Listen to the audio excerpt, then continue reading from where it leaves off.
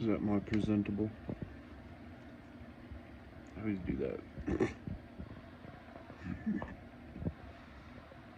Saving mini pumpkins. There's an open box of fake Korean chicken by my mini pumpkin.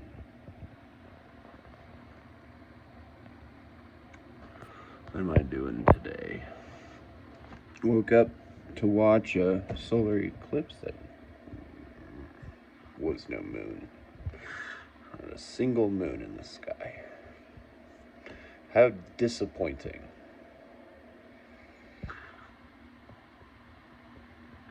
Got an ad. We will value your art. So I've done this game maybe a couple times. I've always been curious, since I'm an unknown artist, what people would value my work at. I know the value of my work, but do other people? Give me a second here. I've already made another video about it to explain the value of an artist. It's just, I've been so eager to do a social experiment, but I paint so few pictures that I can't use these because they mean so much to me that I want to take my work, put it in a room. I took, see that painting, my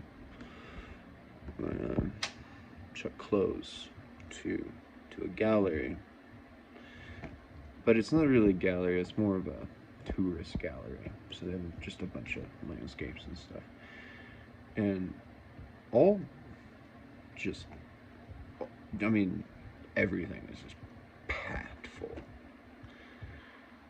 There's no open space. I went in and I was like, oh, I found this painting at the thrift store. I was curious. I don't know if it's worth anything, or maybe you'd want to sell it for me. She holds my paintings. Like, we don't sell things like this here.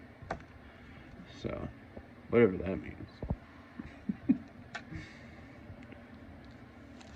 I just wanted to find an open gallery that takes consensus. And what that means is a gallery that has random pictures on the wall that anybody can bring, and they take consensus. So consensus means how many people walk in through the door. What the difference is who will stand at the window and look inside and want to come in, and what draws that person to each painting, and then how long do they stare at it. Also, potentially how do they stare at it, but never gonna get to do that, let's be honest. And people won't even look at architecture. Why would they look at a painting? And so I've wanted to take that. That's my favorite. It's my first. I never get bored of looking at it. It always draws my eye. It's the weirdest thing. So I've been curious for many, many years. Get, like, I don't know, some email or something. We will evaluate. So I was like, I could tolerate an email, send them a photo of it, see what they think. They just want to be paid for evaluation because they have an hourly fee. It's so funny. I don't know how people are in the art world. I hate them. I fucking hate them. That's why I never involve myself. Maybe I'm not good enough to involve myself. I don't know. It, I'm not tooting my own horn. It's just that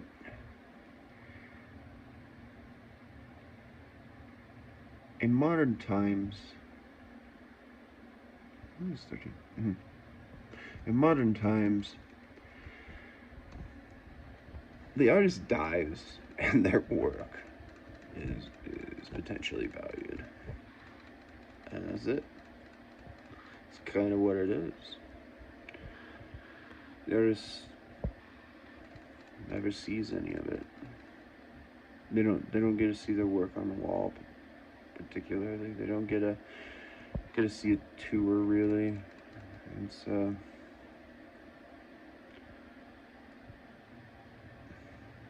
kind of like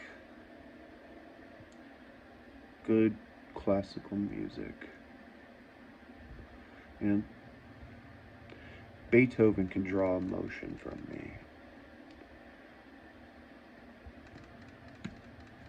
But it took 150 years before Beethoven was forgotten again. He's not forgotten, but he's been played so many times. And when you see a Monet exhibit, like the one they had in Denver, which was 125 pieces of Monet, it's Monet, Van Gogh, and Chuck Close. I missed the Chuck Close exhibit too. Been kicking myself for years. I don't know what happened. I just forgot or something. Forgot to go. I had a fucking Chuck Close exhibit. One of the versions of the painting that inspired me initially too. Could have saw it in person. It's been almost 10 years, and I just can't forget that I missed that. But the Monet exhibit, I made sure I did not miss out on. So I spent 15 hours in total over 2 days. I was the last person to walk out at closing both days. I will never forget that. So it makes me a little emotional. It's because you're never going to see something like that again. And the last room was full of lilies. I'm a little drunk, so.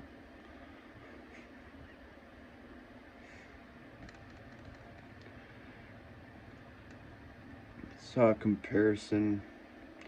There's some impressionist ad on Facebook, and I look at it, and they have a Monet right next to it.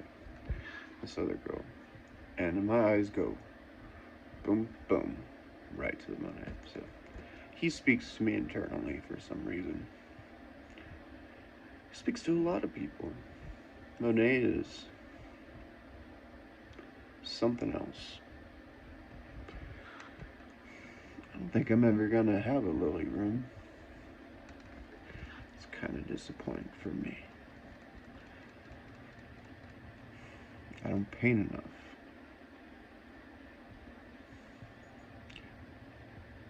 Why? Because paint is so expensive. It's so expensive. And then my process takes a very long time, to which it fucks with my eyes and my head. I will see these patterns. I tried painting my last portrait, which was coming along perfectly, just perfectly. And then all of a sudden,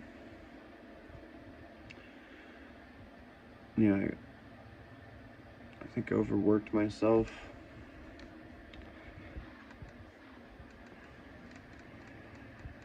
I was dreaming in my textures. So not just that, because I have an eidetic memory to a certain degree, and learning to control the visuals of eidetic memory, my textures were forming everything. Like, now that doesn't sound like a bad thing. It's very itchy because you can't control it. It's like hearing the same song over and over in your head and you just want it to stop. You want to have some sort of input, right? You want to be involved just as much. You don't want to be a victim of your own visual prowess. That when you close your eyes, that's all you see are these textures, and they start consuming the world if you paint enough.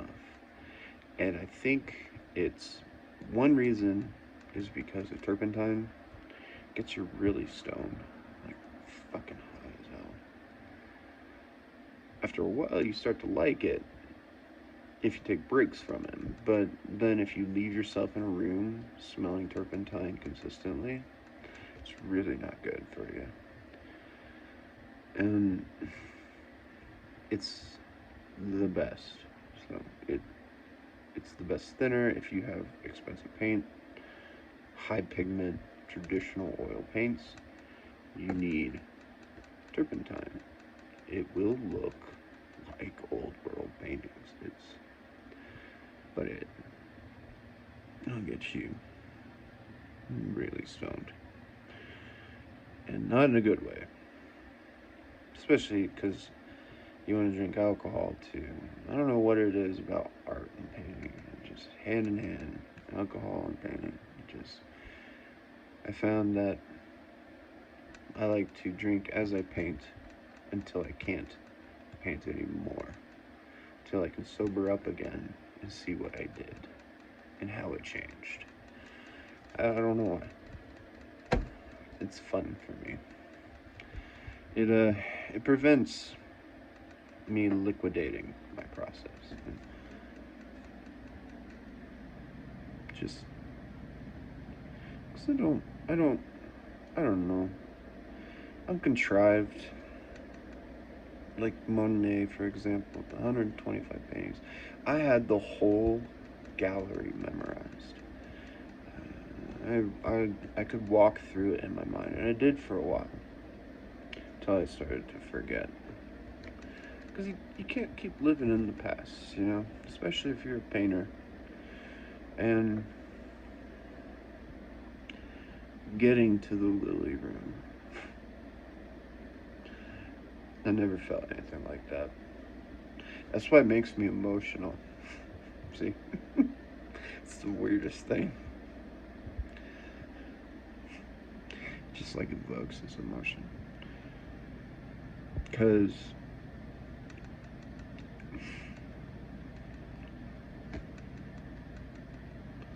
it's hard to explain. Especially when you're choking up like a fucking idiot. How to feel a room so potently beautiful. It's rare too.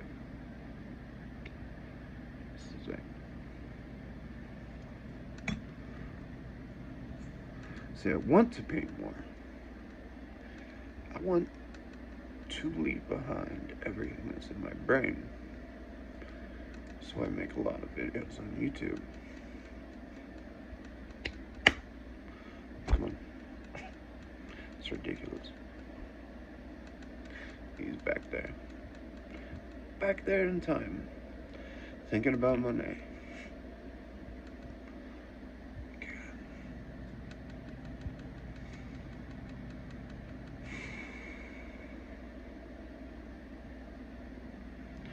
The only other thing would be a Van Gogh exhibit like that. Because he's been my favorite since forever. The first painting of Van Gogh I ever saw was in a thrift store. So I think it was on a cup where it was a small little glass thing. It was Starry Night. And I had no idea who Van Gogh was. Never saw a painting before of Van Gogh. I wasn't educated really in like art like that. I was 8 or 9, I want to say. It's been a very long time since I've been in that Salvation Army. It was the same Salvation Army I saw Tony Hawk land the 900 on TV. So they had the X Games on. So that would have been, I think, 90, 99, maybe 98. I don't know, around there, right? So I saw Starry Night. Ever since then, it's been my favorite painting of all time.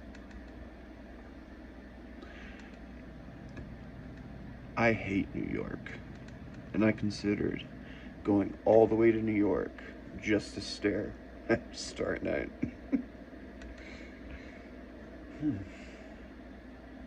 I don't know what's wrong with me. I'm drunk. Missed a lunar eclipse. Sometimes emotions, though my brain is conscious and seeing through, it just like envelops your face. It's like it's squishing on your face. These hidden things that you can't control sometimes.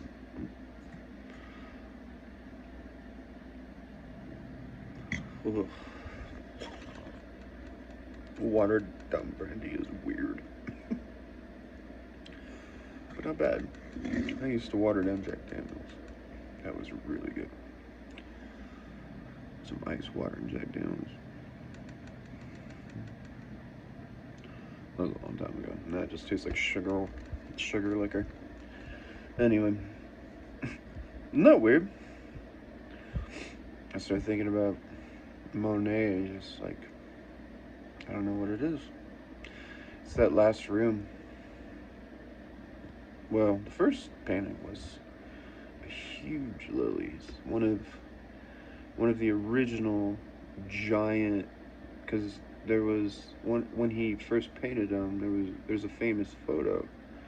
The entire room lined with lilies, lined with the giant ones. So cool. Just.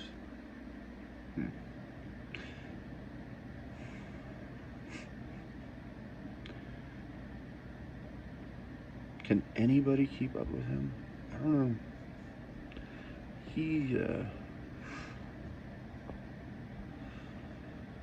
I mean, there's a lot of great artists, but for me particularly, Monet is.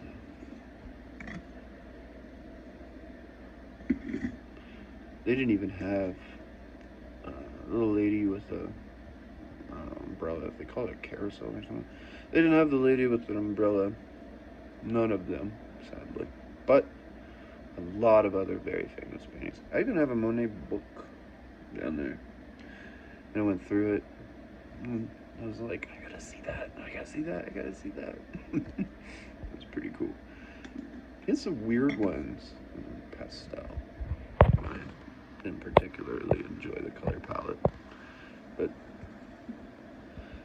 even though, it might have an odd color palette, you can still see how he painted it, why he painted it, and the way he painted it, and it was just, God, that was cool. It was, it is really something. Probably my finest memory, I think, was seeing that exhibit. Never seen anything like it. Probably never seen anything like it again.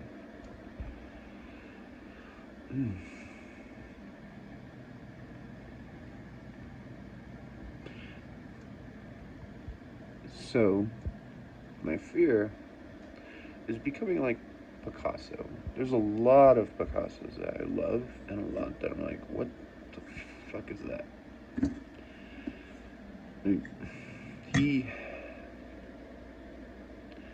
he watered it down, you know. I don't want to water it down.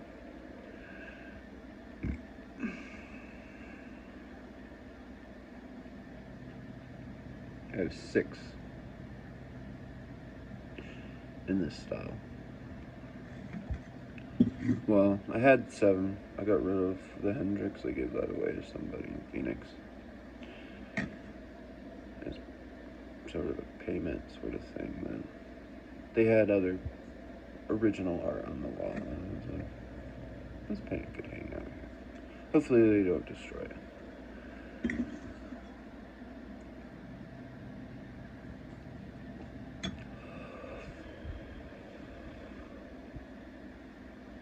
Anyway. I can't upload this anymore. It's too long and too ridiculous.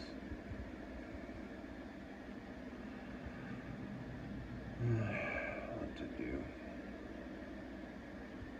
I need to finish him.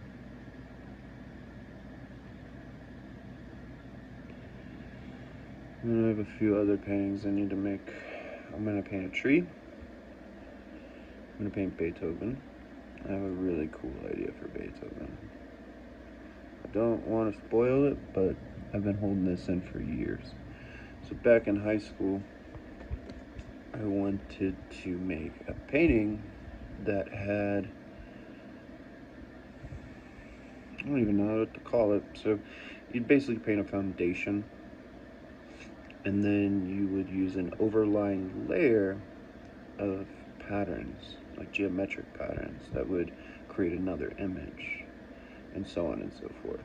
And so the whole point was that you would create something that could be 3 images overlapping one another, like a hologram, like those, what do they call them? I don't know if they're holograms, but the ones in the 90s that you'd like rotate and you could see different images and stuff. So I took that idea. I never made that painting. Could never really work it out in my head properly. I knew it just wasn't worth doing. And I went with this other idea. So I want to make a Beethoven that uses textures to manipulate light when you're looking at it from the side at different angles, and you could see sheet music. So you would have something like that, but it would be sheet music from sides, while when you're standing in front of it, the light won't reflect off of that and the textures, and then you would see him. And that one I'm gonna do. That one I know how to do, but it is a challenge. Do I have the patience? And I need to paint flowers, like a genuine painting of flowers. Is that everything? I have a whole series of photos I saved that I wanted to paint, but that I just know aren't representative of who I am. Whatever there may be.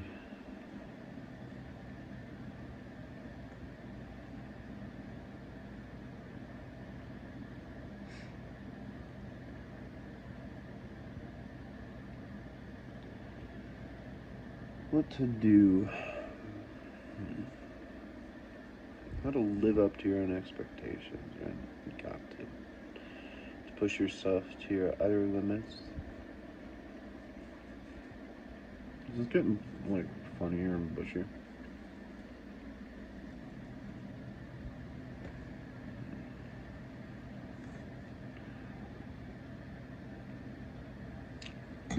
They needed to trim this, whatever this is.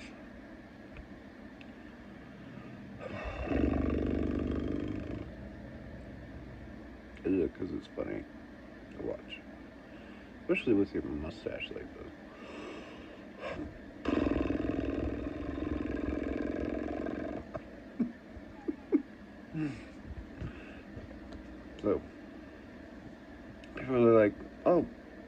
pay people more, they drink more, they don't work as much. Honestly, this painting, this pays for my entire life. Let's be honest. It does. Come on. Put that in a room, it stands out for itself. It's not better nor worse, but it's particularly drawing. Isn't it? Man. It's pretty strange. It pays for my whole life. But I'm not wasting my life. I'm just not liquidating myself.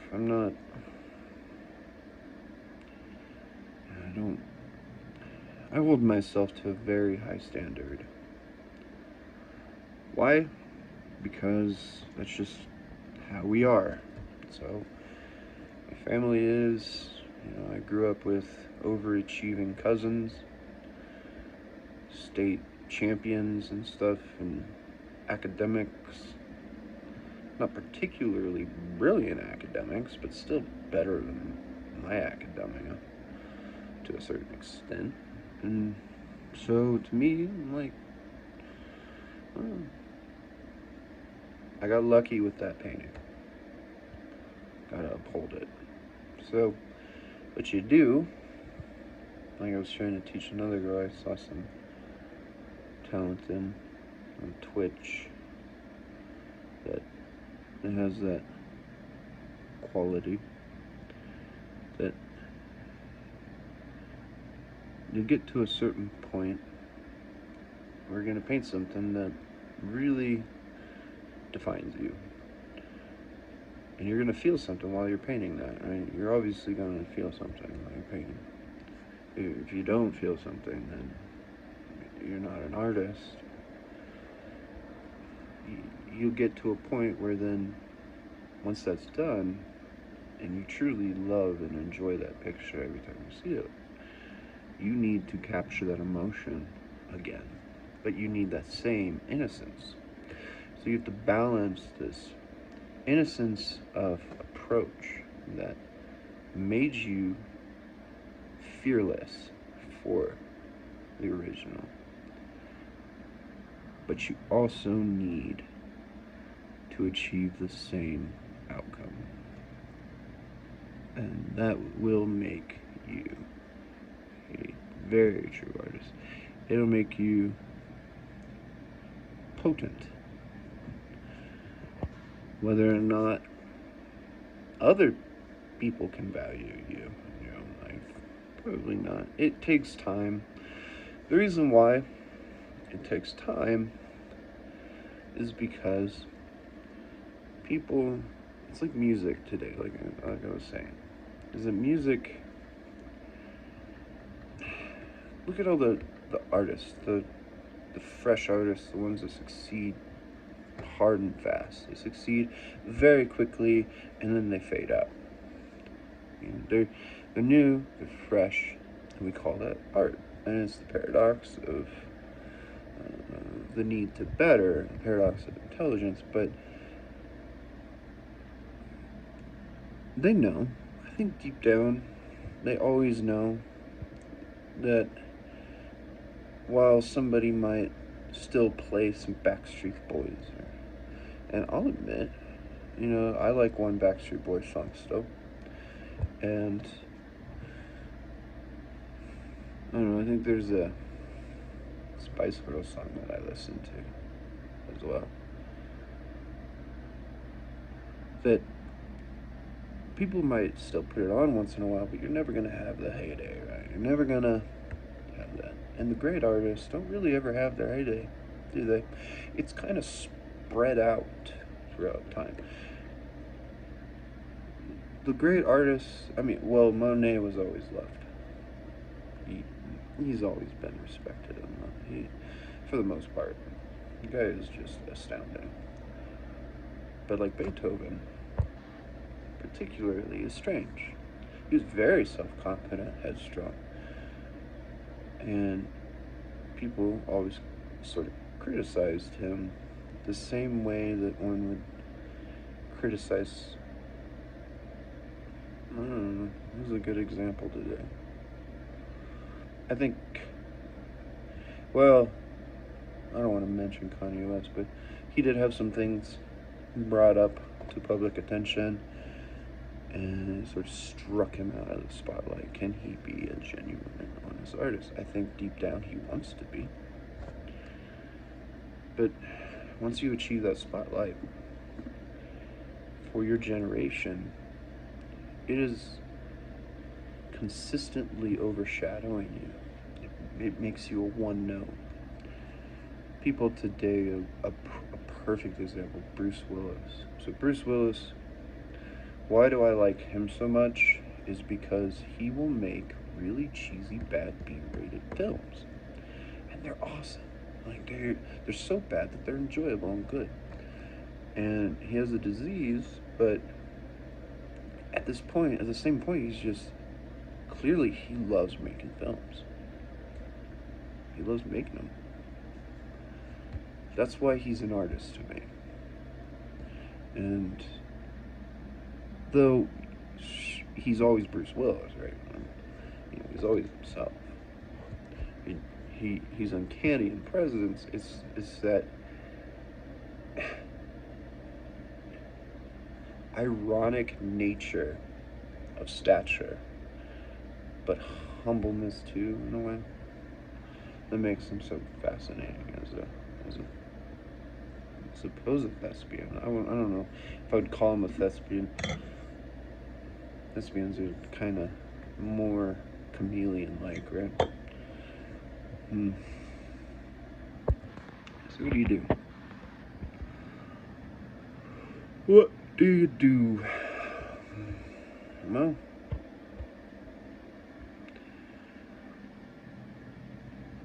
there was a photographer that we were educated on. I was, in our class. I can never remember her name, but she lived alone. She was a recluse who snuck out and just took all these photographs. Because she was a photographer, right? Obviously. Gotta take photographs. But when she passed away, her work became renowned because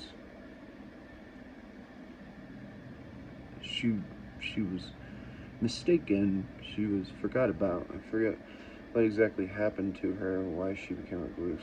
Or maybe it was just in her nature that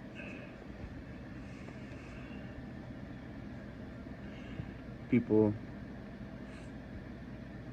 just understood just like how good these photos were, and they learned to regret, in a way, this sort of thing, that people deserve to know their worth while they're alive.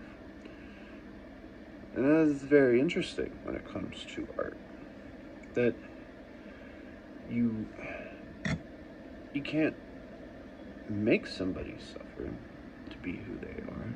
Same thing as philosophy. You can't teach a philosopher to be a philosopher. You can't teach Albert Einstein to be Albert Einstein. You can only teach modern degrees of men and let them just climb it to themselves, right? They become who they are. And that's what makes them special. And so you're left with that contradiction. Should I or shouldn't I? Do I take it to a gallery and let people see it finally? Can I trust it there? It's difficult for me to trust that painting anywhere else other than somewhere I can see it. Why? I suppose it's I imagine, see, this is another offside tangent, is that I imagine paintings as they feel to me or how people feel about their children. So I get very attached to inanimate objects, like almost as if they have their own worldly presence and soul to themselves, because of recollective memory processing is what I've derived it to be. That every time you touch something, you start to remember all the times that your emotions build up for that thing and it becomes something else. A lot of people find value in that. That's why there's always a personal value to something that otherwise might not be valuable, but yet to you, it's irreplaceable.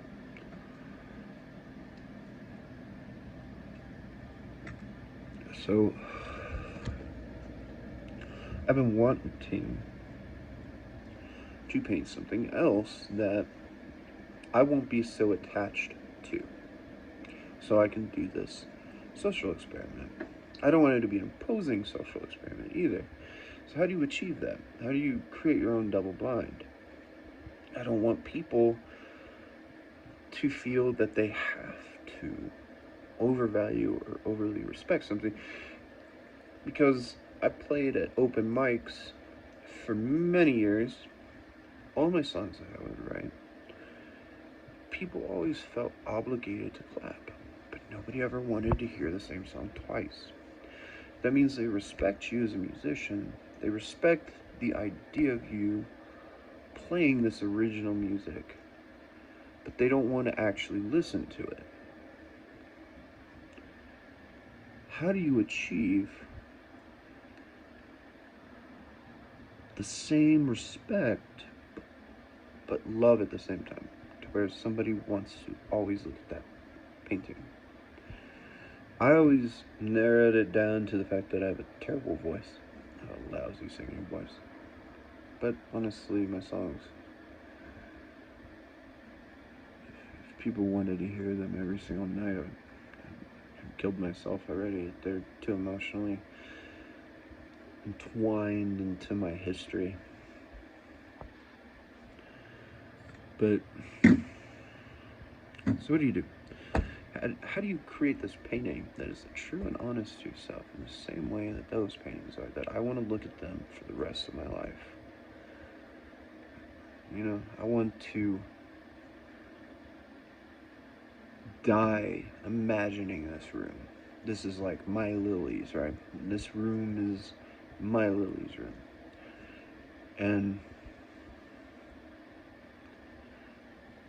But I want to be able to take one of those and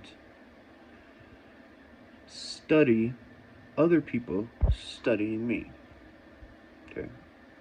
I want to take it to some gallery. We have a lot of good local galleries here, actually. But they like landscapes here. So, a tree. So I took some photos of a tree. Which one really stands out? Which one would be better as a painting than a photo that I can make true to myself, but let it go in a way? I don't know how to do that. It's probably why I'll never be a father, right? Because I can't care enough about other people. If I cared more about other people, I could let my art go. But I don't. The artist's paradox, which is, it's been a while since I talked about it. The paradox of duality, or it's the duality of purpose. There you go. It's not a paradox. It's the duality of purpose. And the duality of purpose is that the viewer matters as much as the artist matters. And it's a probabilistic structure that the artist is creating something that they love so much that they have to share with other people so that they can love something too, but they can't love it as much as you or the same way that you love it. And you can't love it the same way that they do. And so the artist has to inspire diverse interpretations. Somebody somewhere at least has to feel it differently than the artist and the initial viewer. And you create this duality of purpose doing this.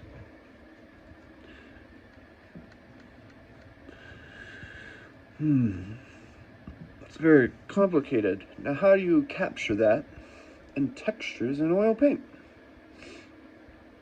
Well, you love every single brush stroke, but it has to be an image that you don't want to stare at forever, and yet know that you love it in a way. You have to look at it and not want to look at it forever, but know that it's worth somewhere else. It's worth more somewhere else, right? It's really strange. So you have to implement these flaws. And these sorts of flaws, you can't just spend 3 years painting a fucking painting anymore. I'm already... How old am I? I don't even know. But I'm in my 30s. Okay, I'm in my 30s. So I'm at the age where other people are really not liked for being like me. Anyway, I think. It's not cute anymore. Why didn't you die young? Stuff like that. And that has nothing to do with my emotional state whatsoever. Like I said, I don't give a fuck about people. But I do at the same time, because of duality of purpose. This is something I rarely talk about. I don't know if I've ever elaborated on it in a video.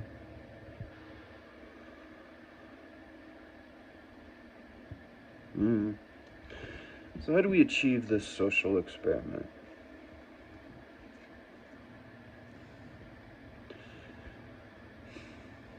Pick a lot of paint. I've been thinking about going to... Well, we don't have a Bic here. Bic's so expensive anyway, overpriced. I use Rembrandts for the last couple paintings. They are gorgeous. But I want something else for this. These aren't gonna work for the tree. They don't light up properly with the pigments I need. And we have my others. Those are cheap. Those are that one, the Still Life, is Reeves, I think. I bought a Reeves set, and I used some from high school that I stole. So I stole oil paints from my high school.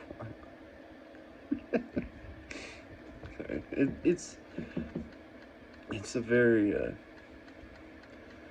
don't know how to describe it.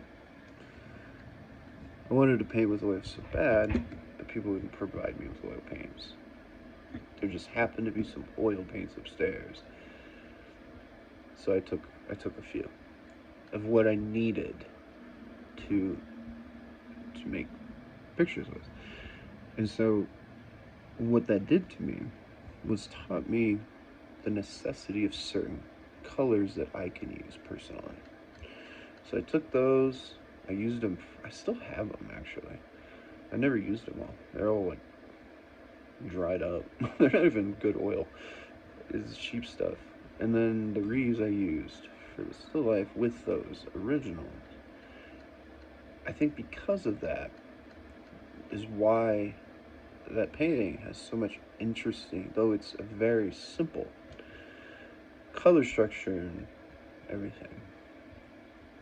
It still is interesting to look at, and it's because I have these paints that are years old and they're just like exploding. Some of them were kept in a hot car, like baked basically, right? And yeah, bake your pigments.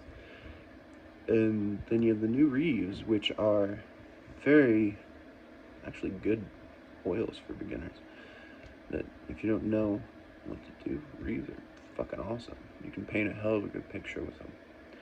And then you get to this like pigment dense Rembrandt brand. The Van Gogh too. I have some Van Goghs that I bought at a garage sale. Those are old, very old. So I use those with the Rembrandts, and it does the same fucking thing. So you need these paints that are really old, and you need some that are really new. That's for me anyway. And what that does is it creates this depth that, at least that I think I can see. Maybe I'm wrong. Maybe I'm just delusional. I do have one smaller eye than the other. This eye. Wow, I am looking older. Look at me. It's funny. Aging. Well, it's probably the alcohol. I drink a lot now. Can't smoke weed anymore. Don't want to.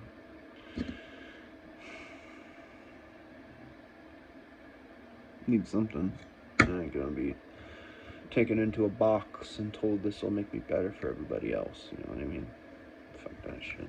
You can go to hell for all I care. Anyway. So, that's one of my little secrets. That using old, ruined paint with new paint. And in certain ways. You use, like, the really dried stuff for blue, for instance, becomes unbelievably beautiful. It just, the pigment gets denser, is what it is, right? But then you're using, also I have a container of old boiled linseed oil I've had since I was 16 years old. It's thickened and thickened and thickened over the years from opening it off and on, right? So it goes bad slowly. It gets thicker and thicker. It's gotten to the point where it'll dry oil paint in like 6 hours without even using a heater. I used to put it over a radiator. I'd put my painting over a radiator, and you can do that to dry out oil paint, which otherwise can take 6 months to dry out. You can dry it overnight in like 12 hours. And that ruins textures, so it dries it too quickly.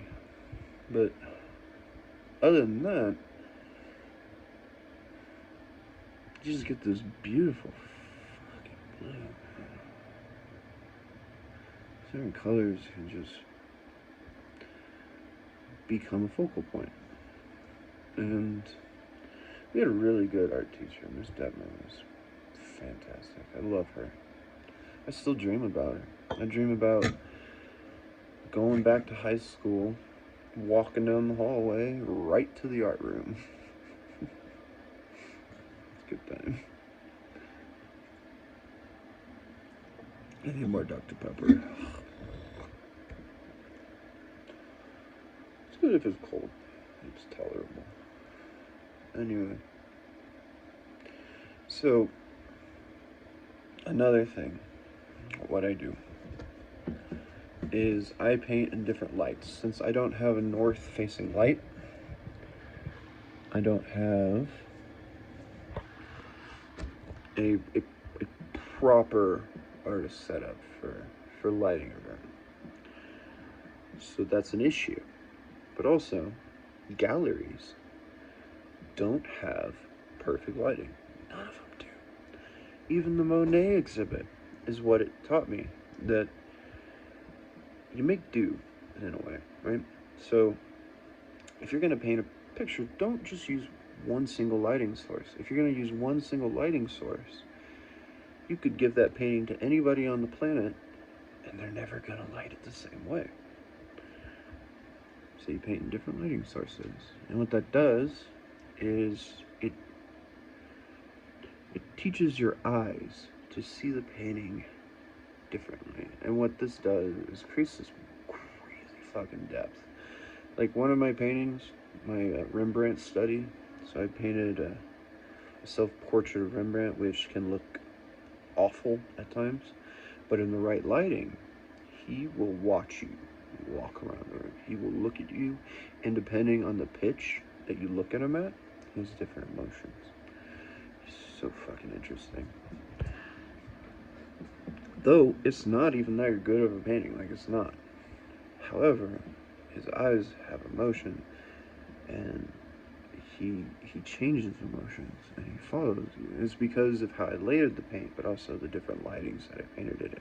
I painted that one in 2 different lightings, and others I have painted in various lightings. Right, so the Chuck Close one, I can never seem to get just right in all lighting. However, if you brighten him up or you use different lightings, the shading changes. So the shading is really fun to look at for me. Aside from all that, I think that's all my secrets.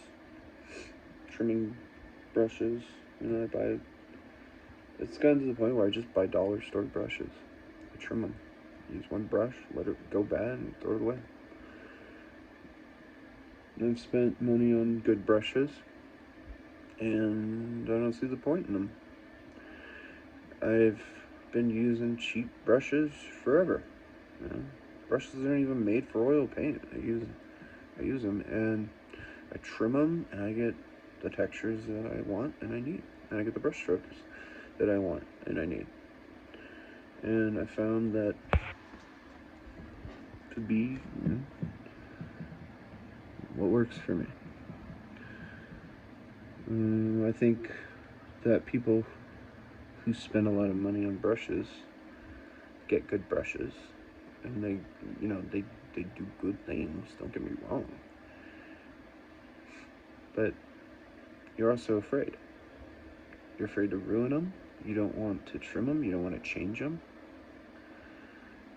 and you're not learning anything. You're not developing.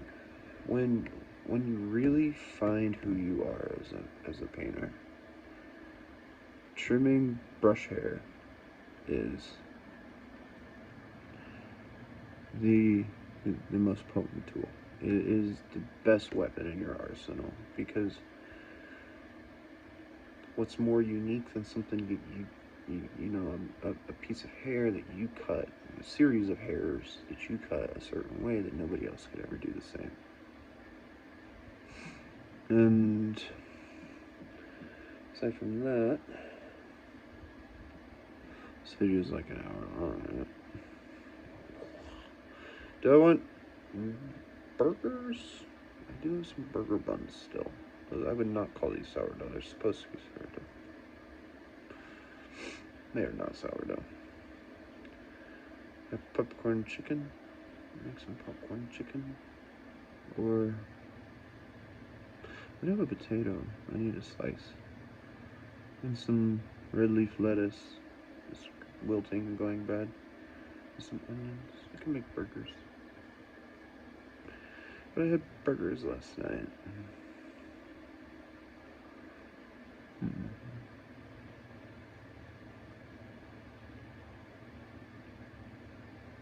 To make another day. The sun is up. I fucking hate the sun. That's how I've come to be. I hate the sun so much.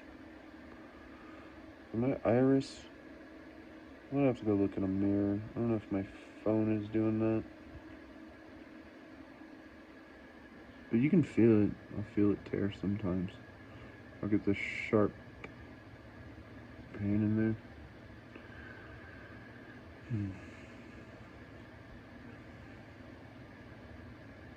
Burgers. Make burgers. I'm gonna make a deep dish pizza soon, because they have the sauce that I like to use on sale. Well, they gave me a special coupon for it. It's beautiful import plum sauce. Just unbelievable for a Chicago deep dish. Just perfect. Barrel of the Parmesan seasoning either. I used like a small one.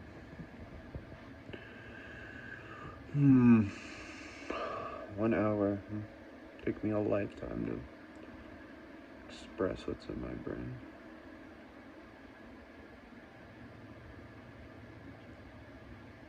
God, who wants to live forever? Miserable.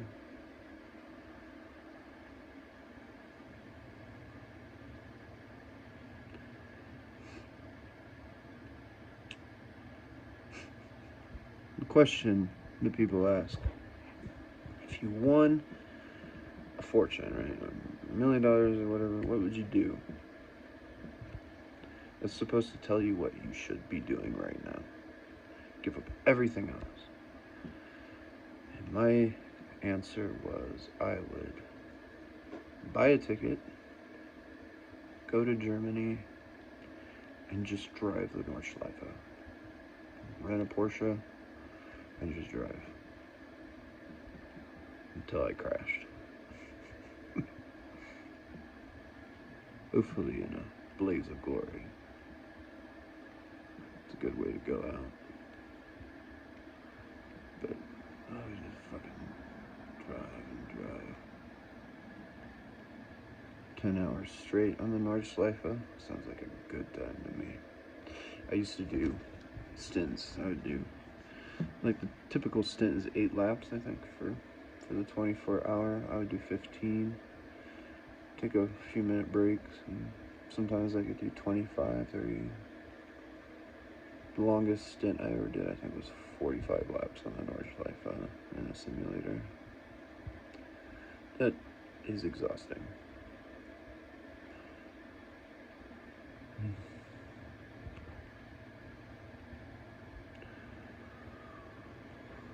Haberdashery.